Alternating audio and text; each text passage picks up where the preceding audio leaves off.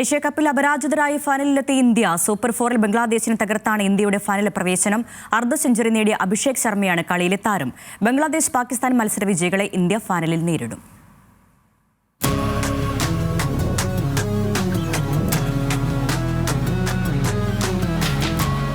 ഒൻപതാം Asia Cup കിരീടത്തിനരികെ India. ബാറ്റിംഗിലും ബോളിംഗിലും Indian താരങ്ങൾ നിറഞ്ഞാടിയ മത്സരത്തിൽ ബംഗ്ലാദേശിനെ അനായാസം തകർത്തു. ഇന്ത്യയുടെ ജയം 41 റൺസിന്.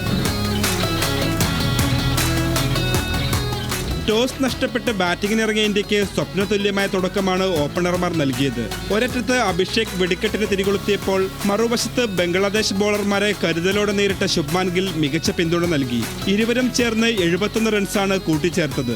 അഭിഷേക് 37 പന്തിൽ 75 റൺസ് സ്വന്തമാക്കി.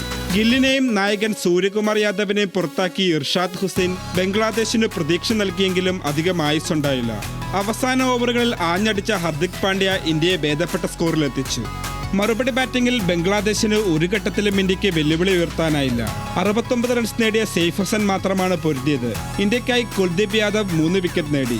അതേസമയം ഫീൽഡിംഗിലെ പോരായ്മകൾ പരിഹരിക്കാൻ സൂര്യകുമാർ യാദവിനും സംഘത്തിനും കഴിഞ്ഞില്ല. ബംഗ്ലാദേശ് താരം സെയ്ഫിന്റെ ക്യാച്ച് 4 തവണയാണ് ഇന്ത്യൻ താരങ്ങൾ കൈവിട്ടത്. ജയത്തോടെ ഇന്ത്യ ഏഷ്യാകപ്പ് ഫൈനലിൽ ഇടം പിടിച്ചു. ബംഗ്ലാദേശ് പാകിസ്ഥാൻ മത്സര വിജയികളെ ഇന്ത്യ ഫൈനലിൽ നേരിടും. Sports desk, news Malayalam.